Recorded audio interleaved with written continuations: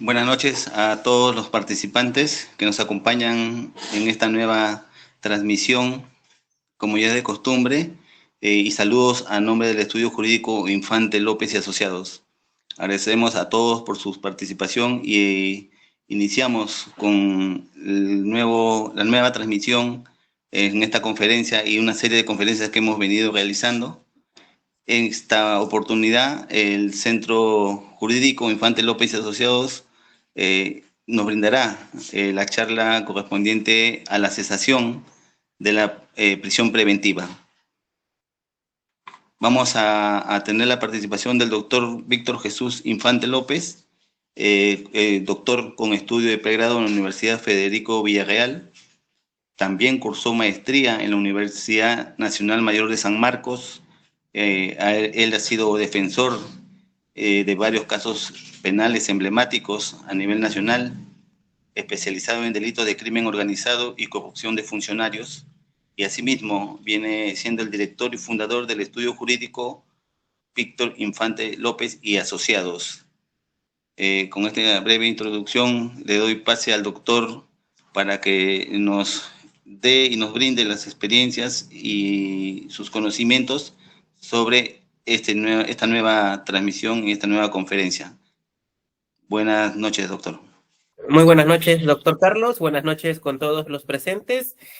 Una vez más, darles la bienvenida a nombre del Estudio Jurídico Infante López.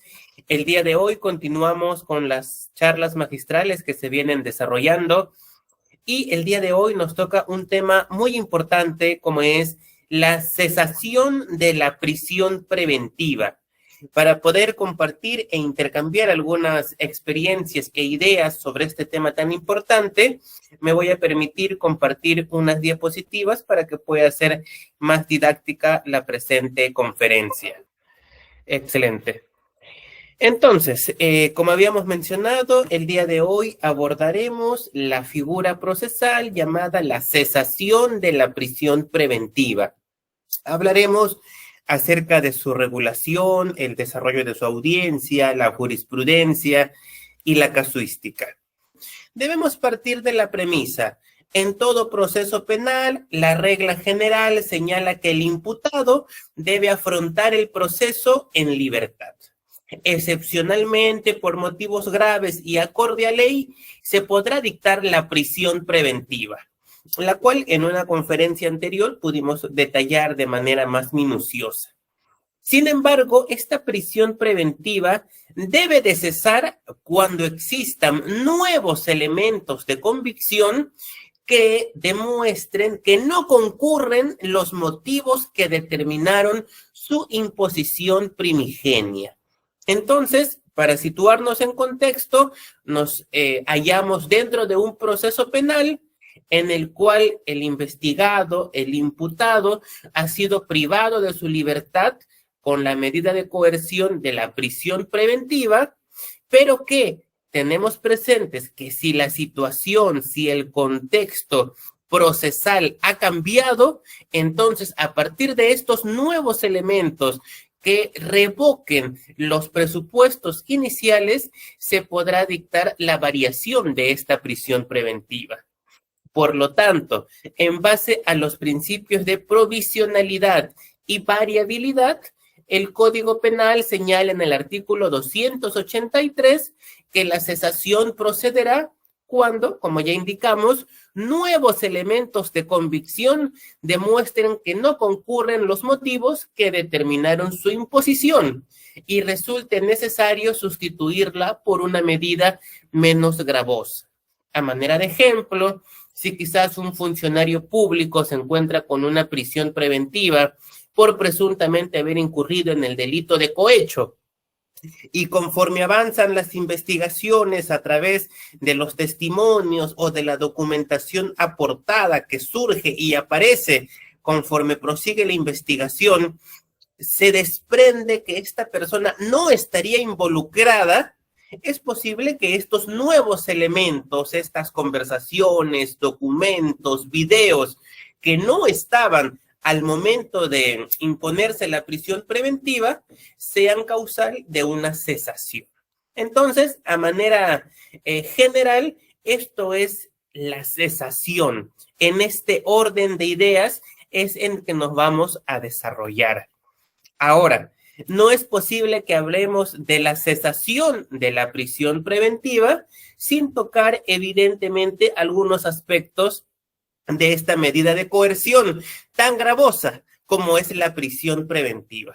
Evidentemente, la doctrina nos dirá que consiste en una privación temporal de la libertad ambulatoria de una persona mediante su ingreso a un centro penitenciario durante la sustanciación de un proceso penal y con el objeto de asegurar los fines de este procedimiento. Esta definición doctrinaria, utilizada inicialmente en la doctrina chilena, es recogida por el Ministerio Público en muchas de sus ponencias o incluso en sus mismas disposiciones. Por eso me permito tocarla acá, porque es bastante simple, bastante genérica, pero nos da una aproximación clara al tema. Si queremos recurrir puntualmente a la base normativa de la prisión preventiva, tenemos que recurrir al artículo 255 del Código Procesal, que nos dirá que los autos que se pronuncien sobre estas medidas de coerción personal son reformables, aún de oficio, cuando varíen los supuestos que motivaron su imposición o rechazo. Es decir, el mismo código nos indica la prisión preventiva, la detención preliminar, cualquier medida de coerción personal es reformable a pedido de parte o aún de oficio cuando se evidencie esta variación de los supuestos. No está de más recordar cuáles son las medidas de coerción personal que nuestro Código Procesal Penal señala: la detención policial en caso de flagrante delito, el arresto ciudadano en la misma situación, la detención preliminar cuando existan razones plausibles de la comisión de un delito, y la más gravosa, la prisión preventiva cuando exista una sospecha fuerte que vincule a una persona con la comisión de determinado delito. Todas estas medidas de coerción personal son reformables, todas estas medidas son variables, son mutables aún de oficio. Ahora, es también preciso que recordemos algunos aspectos relacionados a la prisión preventiva, como son sus presupuestos materiales. Y estos presupuestos se encuentran contemplados en el artículo 268 del Código Procesal Penal y nos dirá qué es necesario, qué se requiere para que se imponga una prisión: a fundados y graves elementos de convicción que estimen razonablemente la comisión de un delito que vincule al imputado como autor o partícipe. Vale decir, la existencia, que en sentido coloquial podríamos decir, pruebas. En este estadio procesal, evidentemente, no estamos en un juicio oral, no podemos hablar con propiedad de medios de prueba. Por eso el legislador utiliza el término elementos de convicción. ¿Y qué vendría a ser un elemento de convicción? Un elemento que vincule a una persona con determinado delito. Podría ser testimonial, documentario, pericial, audiovisual, cualquier elemento que genere esa convicción, esa sospecha fuerte que una persona ha cometido o habría cometido un determinado hecho punible. El presupuesto B es que la sanción a imponerse sea superior a 4 años, la denominada prognosis de pena. Al ser la prisión preventiva una medida tan gravosa que afecta directamente no solamente la libertad ambulatoria, sino también muchas otras libertades de las cuales se ve privado el investigado al estar dentro de un establecimiento penitenciario, como estándar mínimo se requiere que el delito objeto de investigación, reitero, su pena sea superior a 4 años. ¿Por qué? Evidentemente, si la pena en debate es menor a 4 años, muy probablemente la pena de ser declarado culpable sería una pena suspendida. Entonces, no tendría lógica que ante una eventual sentencia que no va a requerir la presencia del investigado en un centro penitenciario, de manera cautelar, si se le otorgue esta medida tan gravosa. El siguiente presupuesto, que es el denominado peligro procesal, el código lo señala de la siguiente forma: que el imputado, en razón a sus antecedentes y otras circunstancias del caso particular, permita colegir razonablemente que tratará de eludir la acción de la justicia, el peligro de fuga, u obstaculizar la averiguación de la verdad, el peligro de obstaculización. Entonces, acá tenemos los presupuestos materiales: graves y fundados elementos de convicción, la prognosis de pena mayor a 4 años y el peligro procesal, en cualquiera de sus dos vertientes, peligro de fuga o peligro de obstaculización. Estos presupuestos deberán de existir o de coexistir de manera copulativa. Vale decir, para que se aplique la prisión preventiva tienen que evidenciarse estos 3 presupuestos. Si uno solo de estos 3 presupuestos no concurre, no es dable que se imponga la prisión preventiva. Deben existir los 3 presupuestos, ¿correcto?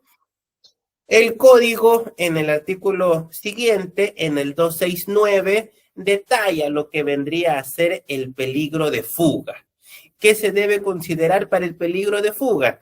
El arraigo domiciliario, el arraigo familiar, laboral, las facilidades para abandonar el país o ocultarse, la gravedad de la pena esperada, la magnitud del daño causado, el comportamiento del imputado durante el proceso y o la pertenencia a una organización criminal.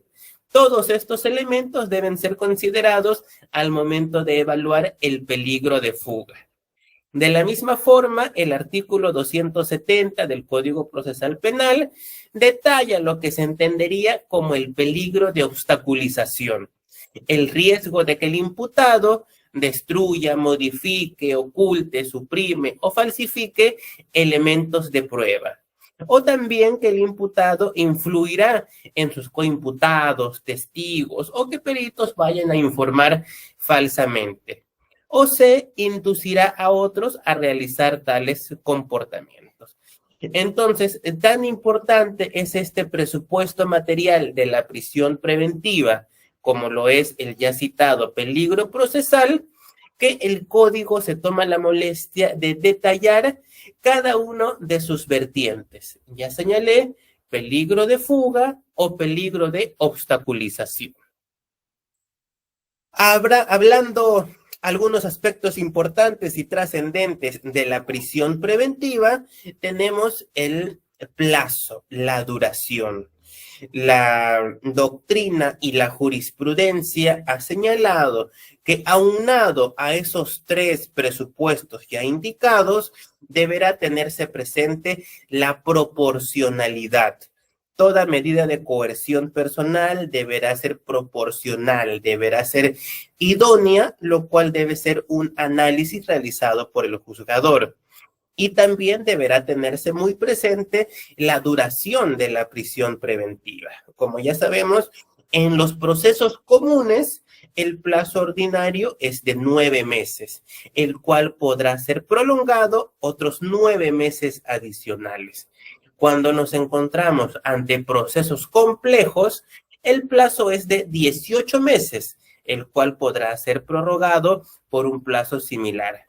Pero cuando nos encontremos en procesos de criminalidad organizada, el plazo es de 36 meses, que podría prolongarse durante 12 meses adicionales.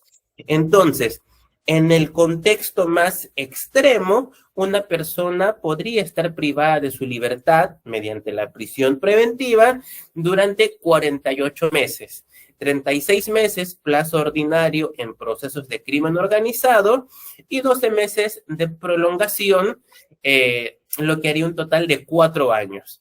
Según las convenciones internacionales a las cuales el Perú forma parte, una persona no podrá estar privada de su libertad sin una sentencia por un máximo de 48 meses. Entonces, con estos plazos, el Perú cumple con sus compromisos internacionales. Ahora, todo lo que hemos referido es a manera de recordar sobre la figura procesal de la prisión preventiva. Ahora, propiamente vamos a abordar el tema de la cesación de la prisión preventiva. Como algunos alcances doctrinarios, me permito citar al doctor San Martín Castro en su libro Derecho Procesal Penal, puesto que esta doctrina suya ha sido citada también en reiteradas oportunidades por la Sala Penal Nacional.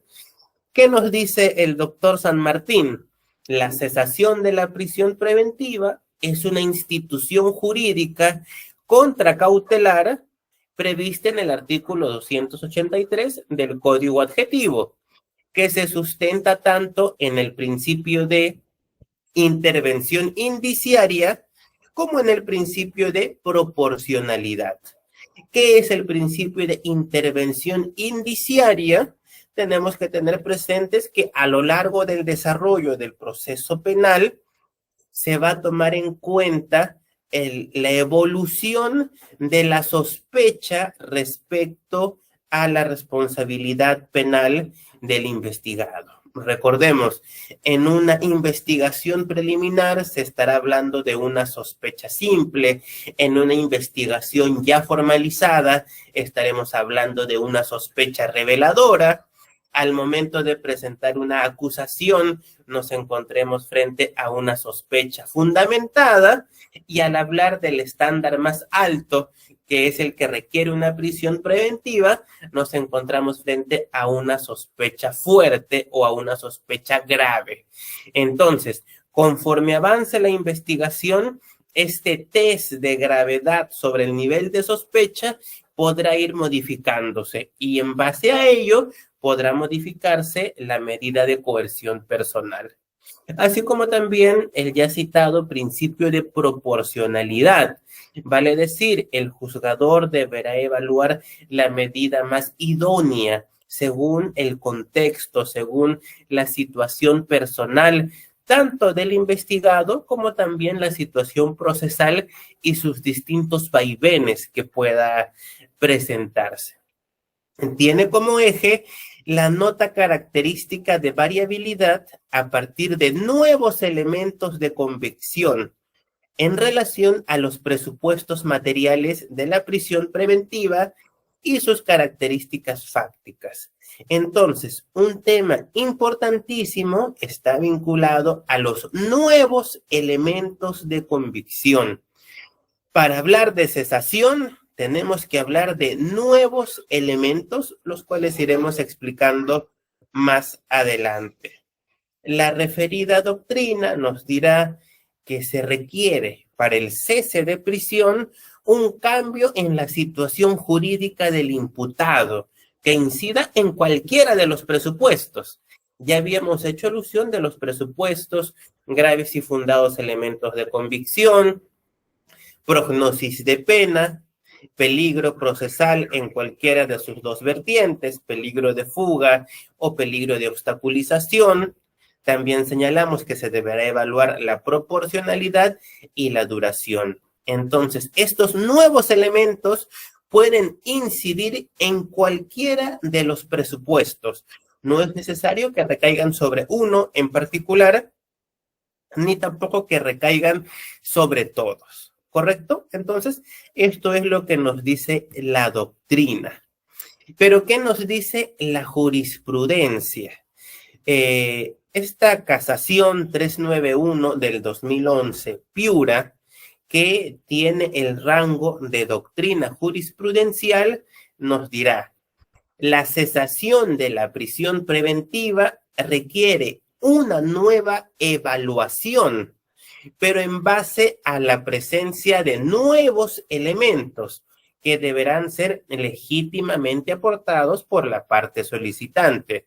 Elementos que deben incidir en la modificación de la situación preexistente y con ello posibilitar su aplicación. Es muy importante, es cierto, la prisión preventiva amerita una nueva evaluación de la que ya ha sido decidido, pero no es una nueva evaluación en base a los mismos elementos o en base a lo que ya ha sido debatido o analizado y oralizado. Es una nueva evaluación, pero en base a nuevos elementos aportados que no se tenía conocimiento al momento de realizarse la decisión que dictaminó la prisión preventiva. Entonces, la misma casación nos dirá, por tanto, si no se actúan nuevos elementos o los que se actuaron no fueron de fuerza suficiente para aquel propósito, no podrá cesar la prisión preventiva. Por lo tanto, la parte que solicite el cese de prisión preventiva tiene la carga de acreditar con los nuevos actos de investigación que la situación existente al momento de la prisión preventiva se ha modificado a su favor y se han debilitado los elementos que la justificaron.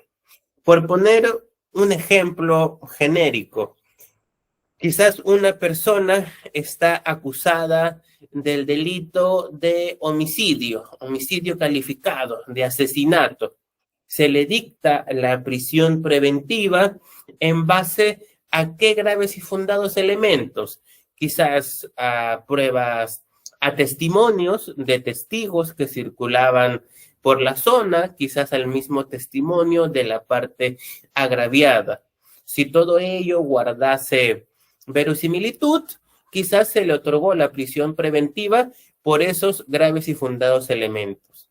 ¿Qué ocurriría si conforme avanza la investigación aparece el video de una cámara de seguridad en la cual se acredita que el investigado no estuvo en la escena del crimen? Evidentemente, esta prueba audiovisual sería un nuevo elemento con una fuerza suficiente capaz de enervar los testimonios que de manera coherente originaron la prisión preventiva. Entonces, aquí en este ejemplo un poco forzado, pero nos da la idea de un nuevo elemento con esa fuerza suficiente para enervar. Pero ¿qué ocurriría si yo ofreciera como un nuevo elemento quizás la declaración de un testigo que no estuvo directamente en el lugar, sino que estuvo en una zona más alejada? ¿Estamos hablando de un nuevo elemento? Sí, pero este nuevo elemento quizás no tendría esa fuerza suficiente mayor a la fuerza que tuvieron los elementos que sirvieron de sustento para la prisión. Eso es, a manera general, lo que este extremo de la casación, que es doctrina jurisprudencial, nos indica. Ahora, ¿cuál es la base normativa de la cesación? El ya referido artículo 283 nos dirá: el imputado podrá solicitar la cesación de la prisión preventiva y su sustitución por una medida de comparecencia las veces que lo considere pertinente. Y este artículo creo que es muy importante porque señala que uno podrá presentar la solicitud de cesación las veces que fueran necesarias. Evidentemente, cada vez que yo presento la solicitud de cesación, voy a requerir nuevos elementos distintos a los ya presentados anteriormente. Debemos recordar una vez más, la cesación de la prisión preventiva no es un reexamen de la prisión preventiva, sino es un nuevo análisis a partir de estos nuevos elementos.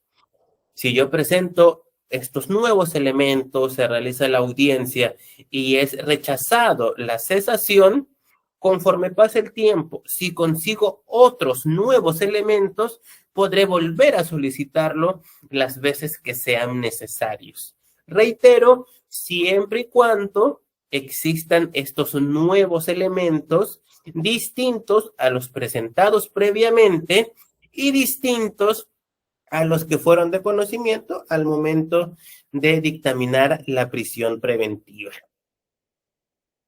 Numeral 2 del referido artículo 283. El juez de investigación preparatoria decidirá siguiendo el trámite previsto en el artículo 274. ¿Y qué es lo que nos dice el artículo 274? Nos dirá la parte procesal. El juez, una vez que ha recibido la solicitud, ya sea de prisión preventiva o en este caso de cesación de prisión preventiva, deberá convocar a una audiencia oral en la que ambas partes expondrán lo pertinente. En el caso de la prisión preventiva, el Ministerio Público tendrá la carga de la prueba y deberá sustentar y acreditar que los elementos que ofrece requieren y satisfacen los presupuestos legales exigidos.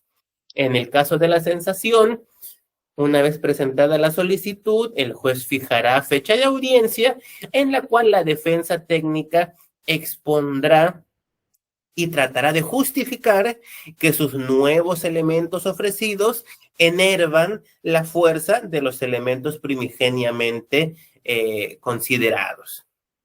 Numeral 3. La cesación de la medida procederá, como ya hemos indicado reiteradas oportunidades, cuando nuevos elementos de convicción demuestren que no concurren los motivos que determinaron su imposición y resulte necesario sustituirla por la medida de comparecencia.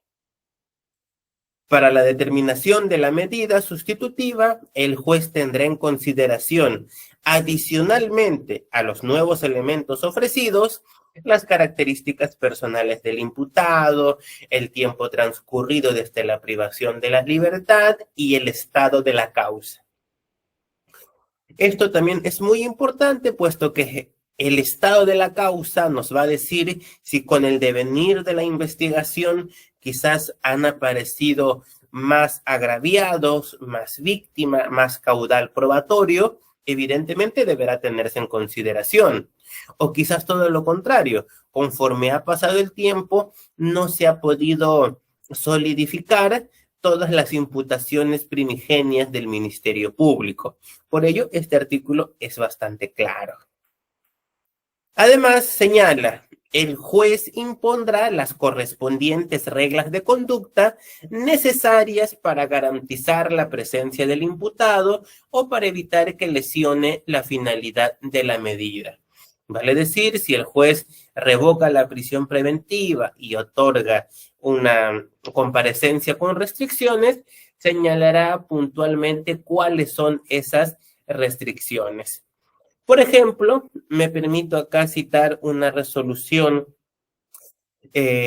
obtenida y solicitada por el Estudio Jurídico Infante López, en la cual, luego de haber presentado la solicitud de cesación, mediante auto debidamente motivado, el juzgador declara fundado el pedido de cesación de prisión preventiva solicitado a favor del imputado tal, a quien se le venía investigando por el delito de organización criminal en su forma agraviada, delitos de extorsión, usurpación y otros tipos penales.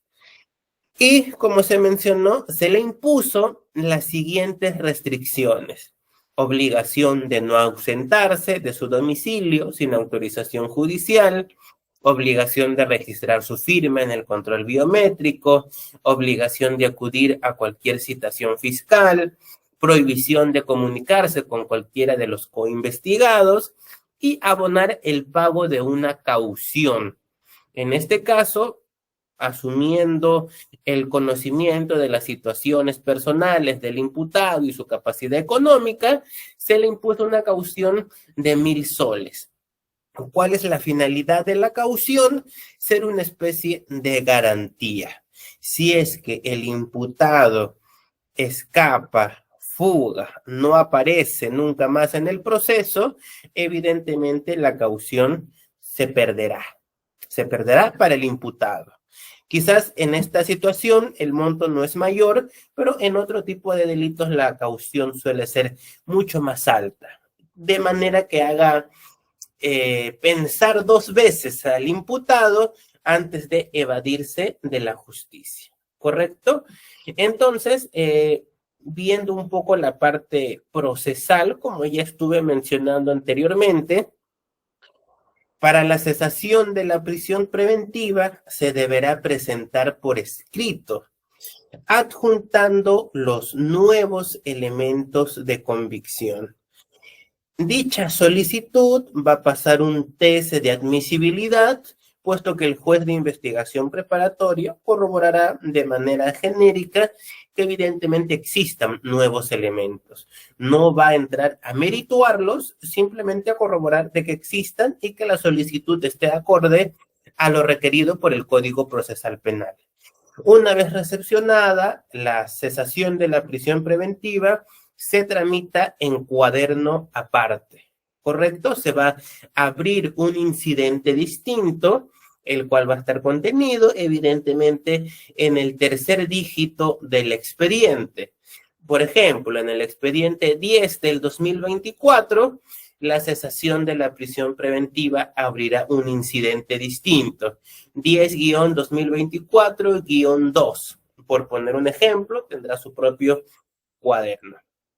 Una vez que se presenta, una vez que el juez de investigación preparatoria realiza el test de admisibilidad, emitirá una primera resolución donde fija fecha de la audiencia.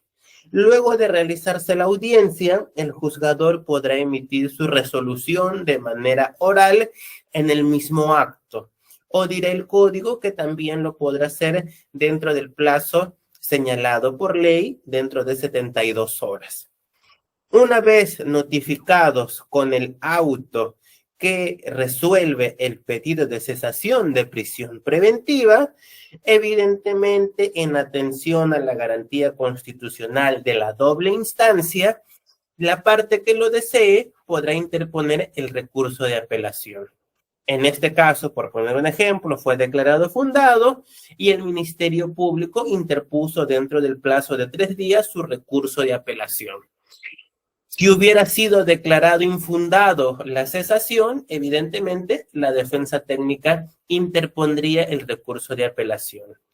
Una vez interpuesto, de conformidad con las exigencias para los recursos impugnatorios, el juez de investigación preparatoria lo elevará a la sala penal de apelaciones, la cual evidentemente la declarará bien concedida, de ser el caso, fijará fecha de la audiencia de vista de la causa y de la misma forma emitirá su resolución en el acto o dentro del plazo previsto por ley.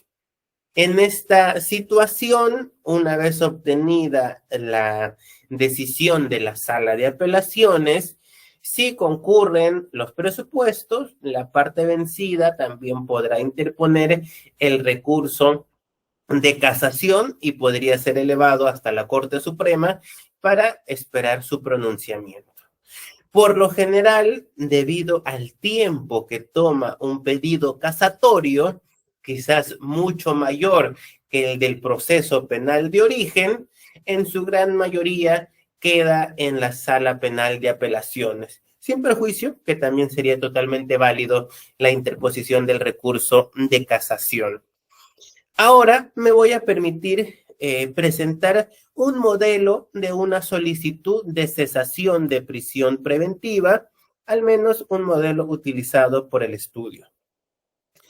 Acá en la última parte de la resolución, evidentemente el juzgado dispone oficiar al INPE para que disponga la libertad inmediata del investigado, evidentemente siempre que no exista otro mandato de prisión preventiva o detención en su contra. y de conformidad con el artículo 277 del Código Procesal Penal, pondrá de conocimiento a la Sala Penal de Apelaciones pertinentes dicha resolución. Ahora sí, como había mencionado, me voy a permitir compartir un modelo de una solicitud de cesación para poder quizás tener una idea también más clara de lo que estamos hablando. A ver, un instante, acá está. La solicitud, bueno, sumilla, cese de prisión preventiva, evidentemente dirigida al juzgado de investigación preparatoria, en este caso el cuarto juzgado de investigación preparatoria nacional. En esta situación concreta, el patrocinado se encontraba en el establecimiento penitenciario Ancon 1 y bueno, se hacía alusión a sus datos. Evidentemente se deberá colocar cuál es la pretensión concreta. En este caso, es obvio que lo que se busca es que se revierta la prisión preventiva y que en su lugar se dicte comparecencia con restricciones. Siempre es bueno colocar los antecedentes, cuándo fue la prisión preventiva, si es que hubo algún pedido de prolongación, si es que hubo algún cese anterior. En este caso se hizo alusión al incidente de un pedido de cesación preventiva interpuesto de manera previa por otra defensa técnica, pero siempre es importante señalarla toda vez de que no podríamos volver a presentar los mismos elementos. De manera referencial se colocan cuáles son los hechos imputados, en este caso delito de organización criminal agravada, como el tipo penal que dio origen a la prisión preventiva. Siempre tratamos de poder hacerlo de una manera más didáctica. Acá estoy aludiendo al primer presupuesto, a los fundados y graves elementos de convicción que dieron origen a la prisión preventiva. ¿Para qué? Para que luego yo con mis nuevos elementos pueda demostrar que son más fuertes y que pueden enervar estos que dieron origen a la prisión. Asimismo, hago alusión a lo que se manifestó en el auto que dictó la prisión preventiva respecto a la prognosis y respecto al peligro procesal. Como ya mencioné, los nuevos elementos pueden atacar, entre comillas, cualquiera de los presupuestos, ya sea los graves y fundados o ya sea estar referidos al peligro procesal.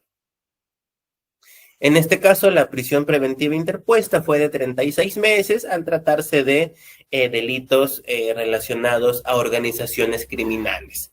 Acá hago alusión a la solicitud anterior de cesación de prisión preventiva, reitero, para poder demostrar de que en esta oportunidad estoy ofreciendo nuevos elementos de convicción. Acá siempre coloco cuáles son estos nuevos elementos y cuál sería su finalidad, a manera de que pueda ser más didáctico para el mismo despacho judicial. Entonces acá he colocado cuáles serían los nuevos elementos que están acreditando, que están sustentando la cesación repeticionada. Bueno, acá he colocado también, como ya indiqué, cuáles serían estos nuevos elementos y cuál sería su finalidad. Y bueno, luego también de manera escrita no solo los menciono en el cuadro, sino también trato de desarrollarlos. Acá, como bien indico, estos son los elementos relacionados al primer presupuesto material, o sea, a los graves y fundados elementos de convicción.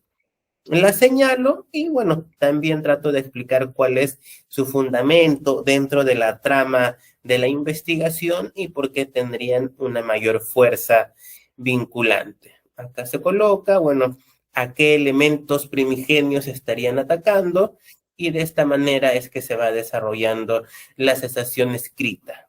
Esta solicitud, evidentemente, antes de la audiencia se le corre traslado al Ministerio Público para que también esté preparado al momento de realizarse la audiencia.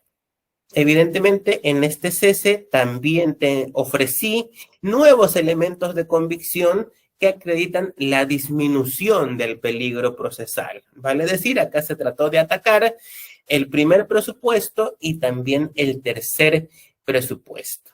¿Correcto? Y bueno, de esta manera fue que se trató de realizar esta cesación. Esta solicitud, reitero, el juzgador hará el test de proporcionalidad y luego del test de proporcionalidad se va a convocar a la audiencia para que pueda oralizarse. Ahora, es importante tener presente que todo lo que uno presenta por escrito en el momento de la audiencia, quizás hay que tener una gran capacidad de síntesis, como sabemos todos los abogados, puesto que quizás no, dada la carga procesal que afronta el juzgado, no vamos a tener un espacio amplio para poder explayarnos, sino vamos a tener que sintetizar todo lo que hemos presentado por escrito en el tiempo que nos otorgue el juzgador.